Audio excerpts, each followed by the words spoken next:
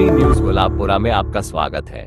भीलवाड़ा जिले के गुलाबपुरा कस्बे में रविवार को खारी ग्राम चौराहे पर स्थित देव पैलेस में प्रतिभा सम्मान समारोह मोटिवेशनल सेमिनार में भीलवाड़ा जिले के 10वीं फेल होकर फिर किया चुनौतियों से सामना, ठान लिया कि अब तो कुछ करना है और यूपीएससी में फाइट कर IPS अधिकारी बने ईश्वर गुर्जर की सफलता की कहानी सुनिए उनकी जुबानी। कार्यक्रम में गुर्जर समाज के प्रमुख धार्मिक स्थल सवाई भोज मंदिर आसींद के महंत सुरेश दास जी महाराज गुलाबपुरा पूर्व पालिका अध्यक्ष धनराज गुर्जर भी मौजूद थे।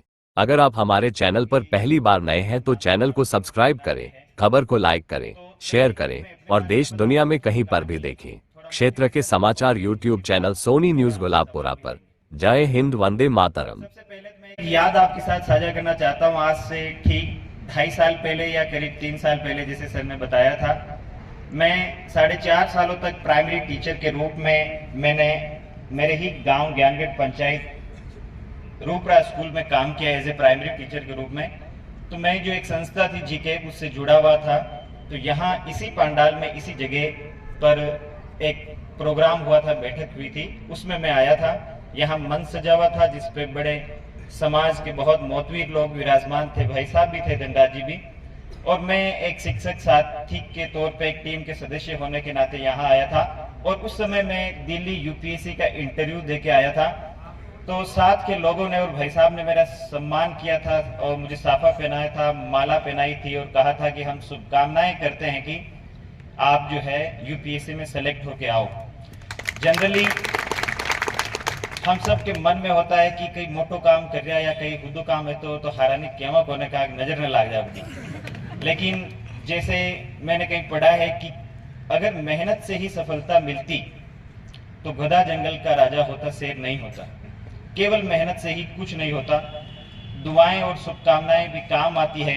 शायद उसी दिन की और भी बहुत से लोगों की शुभकामनाएं मिली और काम आई। और मेरे जैसा कमजोर विद्यार्थी जो पढ़ाई में बहुत कमजोर और शर्मीला था, वो विद्यार्थी भी यूपीएससी में जो है मैं पहले भारतीय राजस्व सेवा में सिलेक्ट हुआ और इस साल की जो भर्ती थी उससे मुझे भारतीय पुलिस सेवा IPS सेवा में जाने का सौभाग्य मिल रहा है। फिर दूसरी जो सबसे नोटिस करने वाली बात यह है कि मैं बहुत से प्रोग्रामों में गया, सामाजिक सम्मेलनों में गया, वहां भीड़ बहुत होती है लेकिन सुनने वाले कम होते हैं। लेकिन आज यहाँ सबसे सुंदर बात है कि भीड़ बहुत कम है और सुनने वाले जितने भी हैं, बच्चे, पढ़ने वाले, अध्ययन अध्यापन से जुड़े हुए, उनके अभिभावक पधारे हुए। तो ये सबसे सार्थक प्रयास है कि हम अनावश्यक भीड़ ना जुटाकर भी बच्चों से संवाद कर सकते हैं और अपना संदेश जो हम देना चाहते हैं, सशक्त करना चाहते हैं, शिक्षा की बात, वो पहुंचा सकते हैं। अब मैं सबसे पहले अपनी थोड़ी बैकग्राउंड स्टोरी के बारे में बताता हूँ, कहानी जिसे सब ने बताया। इससे क्या होता है कि बच्चे जो सामने बैठे हैं वो इस चीज को कनेक्ट कर पाते हैं, कनेक्ट कर पाते हैं, जुड़ पाते हैं कि अगर ये व्यक्ति उस परिस्थिति में ऐसा सोच रहा था तो मैं भी तो ऐसा ही सोच रहा हूँ। मैं भी तो पढ़ाई में कमजोर था, मेरी भी तो हैंडराइटिंग खराब है, मुझे भी तो इंग्लिश से डर लगता है, मुझे भी गणित नहीं आती है, मुझे भी तो जीवने का इतना शौक है। तो पहले मैं अपनी कहानी बताता हूँ थोड़ा।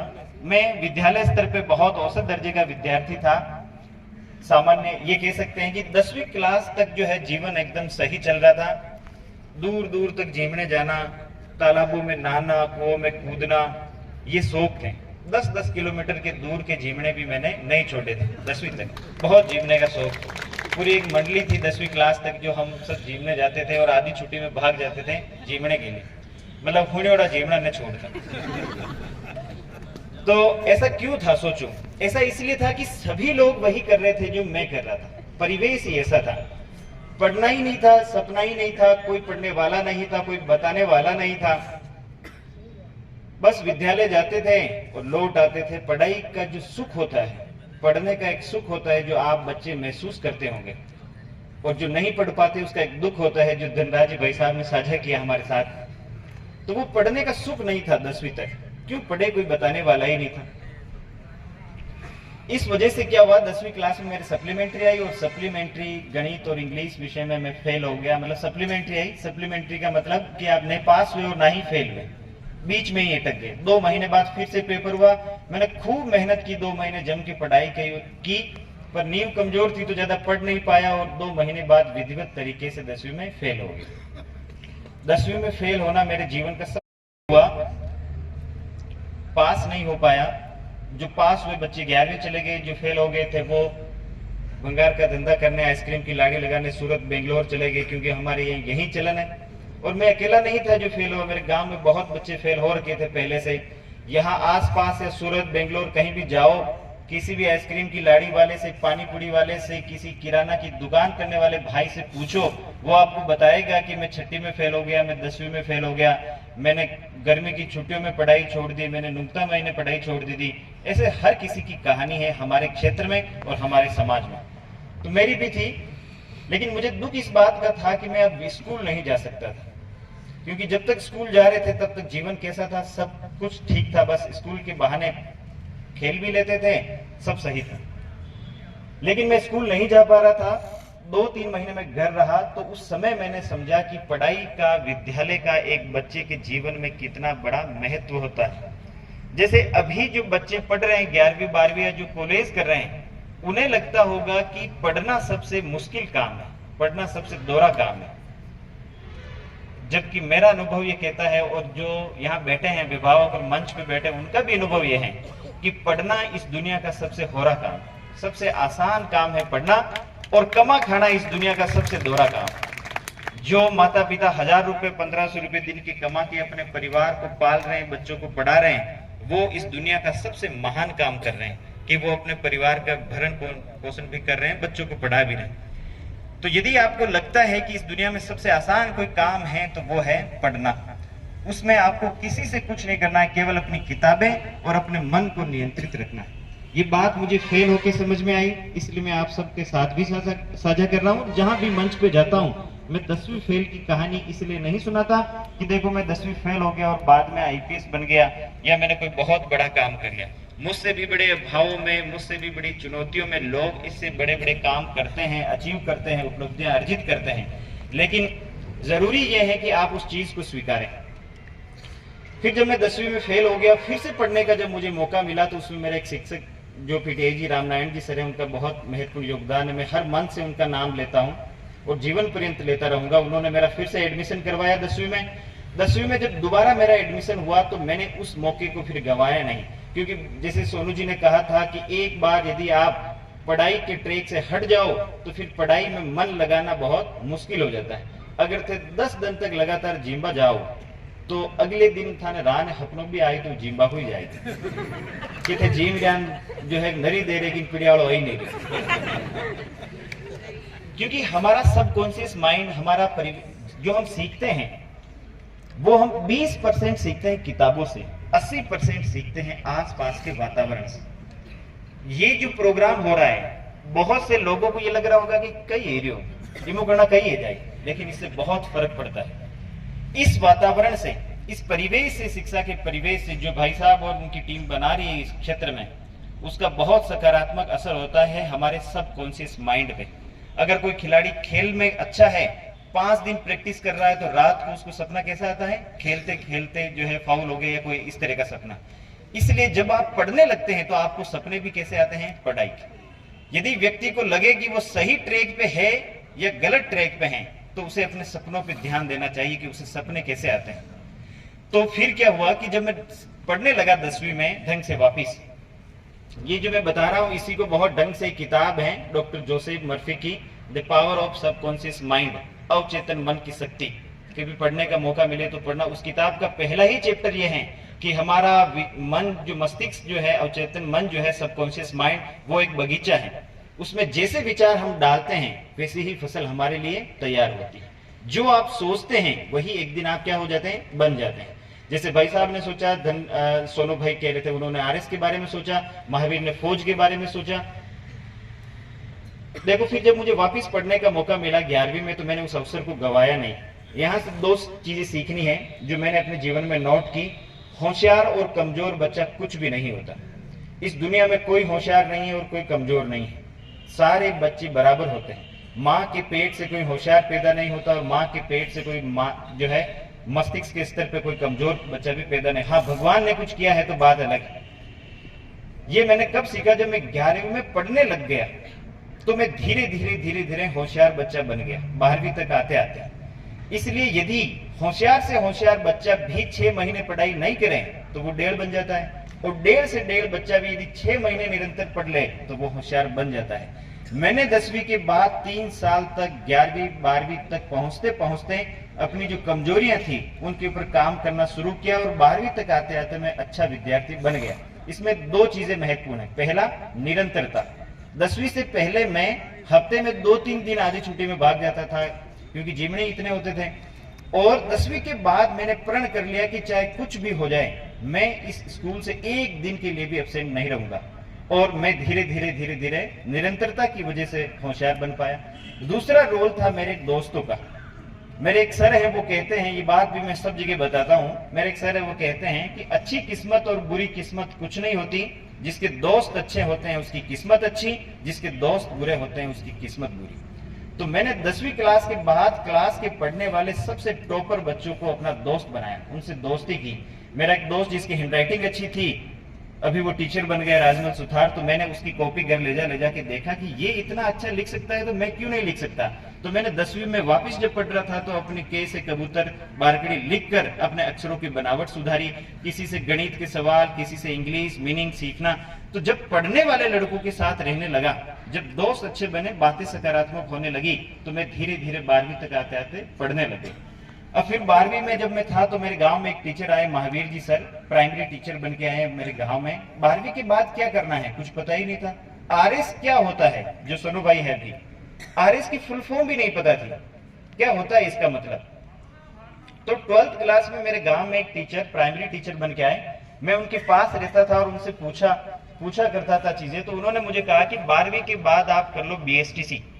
बीएसटीसी करते ही पहले थे बन जाओ मार साहब, और मार साहब बनना अपना सबसे बड़ा सपना था कि एक बार मार साहब बन जावा तो जीवन कहे जाए सेट हो जाए, बस कैसे न कभी। तो उन्होंने मुझे एक लक्ष्य की गाइड लाके दी कि ये पढ़ लो, इससे बीएसटीसी में नंबर आएगा और इससे आप टीचर बन जाओगे। तो मैंने वो लक्ष्य की गाइड पढ़ी गर्मी की छुट्टियों में 12वीं के बाद। 600 नंबर की परीक्षा है, बीएसटीसी प्री समझते होंगे आप बच्चे। 600 नंबर की परीक्षा होती है और उसमें मेरे नंबर आए 400। मैंने खूब उसमें जीके आता है वो सब ढंग से पढ़ा पहली बार, क्योंकि मार साहब बनना था। तो मेरे 400 नंबर आए और फिर रिजल्ट जो आया, कट ऑफ गई, वो गई 401, यानी कॉलेज कितने पे मिला 401 पे, और मेरे कितने नंबर थे 400। एक नंबर से मेरा बीएसटीसी में नंबर आते आते रह गया। तो खेत पे मैंने 2015 में रिजल्ट देखा था उस समय 2G नेट में, तो फिर मुझे बहुत रोज आया, पहली बार पढ़ाई के लिए रोना आया, तो खूब रोया मैं। 10वीं में फेल हुआ तो भी दुख नहीं हुआ, पर बीएसटीसी में सोचा एक नंबर और होता तो जो है आज मैं मार साहब बन जाता, क्योंकि मैं उस समय सोचता कि बीएसटीसी में नंबर आना ही टीचर बनना है। बाद में पता चला कि रेट भी और देना पड़ता है। तो देखो, जब आप एक नंबर 0.6 से 0.25 से रह जाते हो ना, तब आप अकेले होते हो उस समय। जैसे ये मेला खत्म हो जाएगा 1 घंटे में, पढ़ने वाले बच्चों के लिए फिर से एकांत, अकेलापन। उस समय आपकी किताबें होगी और आप रहोगे। अगर आप भीतर से मजबूत नहीं हो और सेल्फ मोटिवेटेड नहीं हो, खुद से ही प्रेरित नहीं हो, तो आप लंबी लड़ाई या लंबी तैयारी नहीं कर सकते। इसलिए खुद से भीतर से मजबूत बनना है। तो जब मेरा बीएसटीसी करने में जयपुर गया, तो यहाँ तीसरा सबक यह है कि आपको जब भी पढ़ने के लिए कहीं जाना पड़े, अपने गांव घर को छोड़ के बाहर, तो आपको जाना चाहिए।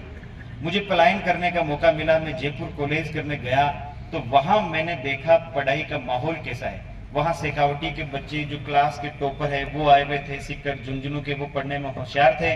वो जानते थे कि तहसीलदार कैसे बनते हैं, बीडीओ कैसे बनते हैं, आरएस क्या होता है, यूपीएससी क्या होता है, क्योंकि उनको 6ठी से और 10वीं क्लास से ही पता है और मुझे कुछ पता था नहीं।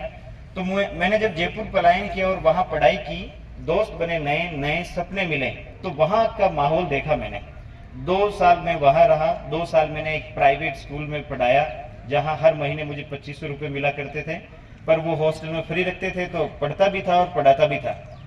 और उसी दौरान रीट आई 2018 की, तो मैं अपने गांव ही नजदीक में प्राइमरी टीचर के रूप में सेलेक्ट हुआ। तो नौकरी लग गई, मैं 4 साल में नौकरी लग गया। 12th करने के बाद मैं अपने गांव का पहला सरकारी नौकरी लगने वाला व्यक्ति था, तो मैं खुश था कि बस जीवन सफल हो गया, अपने कुछ नहीं करेंगे, स्कूल जाएंगे। और शादी वादी हो गई, और जो है 2021 में एक बेटी भी हो गई, गुड़िया भी हो गई, तो सब कुछ ठीक चल रहा था। लेकिन चूंकि मेरे दोस्त आरएस और यूपीएससी की तैयारी कर रहे थे, तो वो रुकने नहीं देते थे कि हमने भी फॉर्म भरा है, आरएस का फॉर्म भर, यूपीएससी का फॉर्म भर। तो फिर मैंने आरएस और यूपीएससी की तैयारी टीचर रहते हुए साथ में चालू की।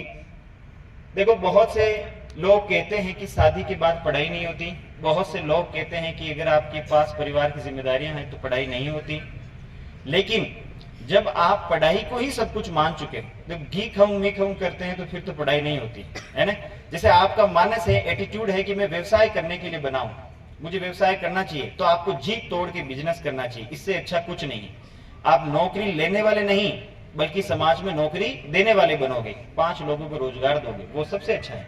लेकिन जब आपने मान ही लिया है कि पढ़ाई और शिक्षा ही सब कुछ है, इसी से मैं अपनी किस्मत बदल सकता हूँ, न मेरे पास सोनू जी की तरह पिताजी की चलती हुई दुकान है, न मेरे पास इतनी कोई जमीन है, ना मेरे पास राजनीतिक विरासतें हैं, तो एक ही चीज है जो आपका जीवन बदल सकती है, और वो क्या है? शिक्षा। मेरे पास ऐसा कुछ नहीं था। मेरे पिताजी किराना की दुकान करते थे। उन्होंने मुझसे कहा कि आकी उम्र है कि एक घोड़ा बिस्किट तो मुझे खूब बेचा, आपने किराना की दुकान नहीं लगानी, आपने पढ़ाई करो। तो मैंने वो पढ़ाई निरंतर जारी रखी। टीचर बनने के बाद भी मुझे पता चल गया था कि मैं इस स्थिति पे नहीं रह सकता, क्योंकि मुझ में वो क्षमताएं हैं कि मैं और भी बड़ी एग्जाम को निकाल सकता हूं। तो मैंने तैयारी की। यदि आपके भीतर से ऐसी आवाज आती है पढ़ने के लिए, तो आपको पढ़ना चाहिए, वरना ये प्रतिस्पर्धा का दौर है, कंपटीशन का दौर है। दुनिया में 8 अरब लोग हैं और भारत की आबादी 1 अरब और 42 करोड़ के आसपास होने जा रही है। इतनी प्रतिस्पर्धा, इस दुनिया में जीने लायक, रहने लायक अपना स्थान बनाने के लिए आपको मेहनत किए बिना कुछ भी मिलने वाला नहीं है। तो यदि आपने 100% समर्पित होकर पढ़ाई करने का मानस बनाया है, तो आपको पढ़ाई के क्षेत्र में और टिके रहना चाहिए और प्रयास करने चाहिए। मैंने निरंतरता रखी, और निरंतरता रखने का ये परिणाम हुआ कि 2021 तक, जब मैं यहाँ आया 2022 तक मैं कुछ नहीं था। आरएस दिया, उसमें फेल हो गया, यूपीएससी का इंटरव्यू देने गया और अगली बार प्री फेल हो गया। सारी भर्तियां मैंने देख ली, और टीचर तो था, पर आगे जो है दूसरी भर्तियों में सिविल सेवा का एग्जाम में क्लियर नहीं कर पा रहा था। फिर 2022 में सबके फॉर्म वापस भरे, राजस्थान पुलिस सब इंस्पेक्टर का, आरएस 2021 का और यूपीएससी 2022 का। और फिर सौभाग्य से और सहयोग से जो है मैं इन तीनों ही भर्तियों में सफल हो पाया। आरएस में मेरी 22वीं रैंक थी राजस्थान में, यूपीएससी में मेरी 644वीं रैंक थी 2022 के अटेम्प्ट में, इसलिए मैं जो है आईआरएस सेवा में सिलेक्ट हुआ। और जैसा कि मैंने बताया कि 2023 की भर्ती से मैं आईपीएस बना। तो ये मेरी कहानी थी। इसमें 3 बातें आपने नोट की होगी। पहला, होशियार और कमजोर कुछ भी नहीं होता। कोई भी बच्चा अपने मानस में ये ना सोचे कि वो दिखने में अच्छा नहीं है, वो बोलने में अच्छा नहीं है, उसे लोगों के बीच में शर्म आती है, उसकी हैंडराइटिंग खराब है, उसके माता पिता की आर्थिक स्थिति ठीक नहीं है, मुझे कोई बताने वाला नहीं है, मेरे कोई दोस्त नहीं है, कोई फर्क नहीं पड़ता। सारी लड़ाइयां होती है व्यक्तिगत। जब आप अकेले होंगे, रिजल्ट आएंगे, तब आप अकेले रहोगे। हम माता पिता के लिए अधिकारी नहीं बनते हैं, हम समाज के लिए अधिकारी नहीं बनते हैं। हम सारी उपलब्धियां अर्जित करते हैं किसके लिए? खुद के लिए। इसलिए पढ़ना भी है किसके लिए? खुद के लिए। खुद को गढ़ना है, बनाना है, मजबूत बनाना है। तो उसके लिए 2-3 चीजें मैं आपको बताऊंगा कि कैसे हम इस तैयारी में अपने व्यक्तित्व को थोड़ा ढंग से विकसित कर सके, ताकि सफलताएं जो है उतनी मुश्किल ना रहे।